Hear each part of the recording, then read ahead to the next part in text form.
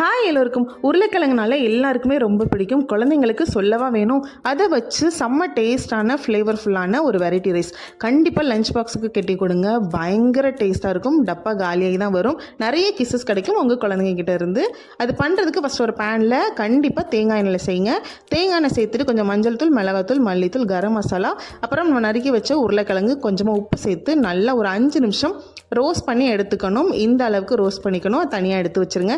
அடுத்து அதே பேனில் கொஞ்சமாக எண்ணெய் சேர்த்துட்டு 2 பிரியாணி இலை சேர்த்துக்கிறேன். அது மட்டுமே போதும். கொஞ்சமாக ஜீரகம், சோம்பு சேர்த்து குட்டி குட்டியாக நறுக்குன பச்சை மிளகா, பூண்டு, கருவேப்பிலை, 2 பெரிய சைஸ் வெங்காயம் ஸ்லைஸ் பண்ணி சேர்த்துக்கோங்க. நல்லா வதங்கணும். வெங்காயம் நல்லா ரோஸ்ட் பண்ணால் தான் டேஸ்ட் வந்து சூப்பராக இருக்கும்.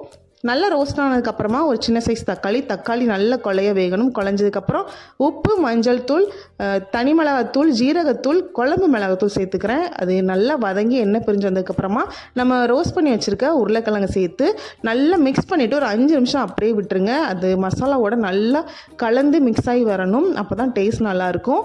நல்லா மிக்ஸ் ஆனதுக்கப்புறமா கடைசியாக ஒரு கை அளவு கொத்தமல்லி இலை தூவி நல்லா மிக்ஸ் பண்ணிவிட்டு நல்லா சூடான வடித்த சாதத்தை சேர்த்து நல்லா கலந்து விட்டுருங்க. செம்ம டேஸ்டான அருமையான ஒரு உருளைக்கிழங்கு சாதம் கண்டிப்பாக ட்ரை பண்ணி பாருங்கள். கோகோனட் ஆயில் யூஸ் பண்ணி ட்ரை பண்ணி பாருங்கள். செம்ம டேஸ்ட்டாக இருக்கும். குழந்தைங்க விரும்பி சாப்பிடுவாங்க.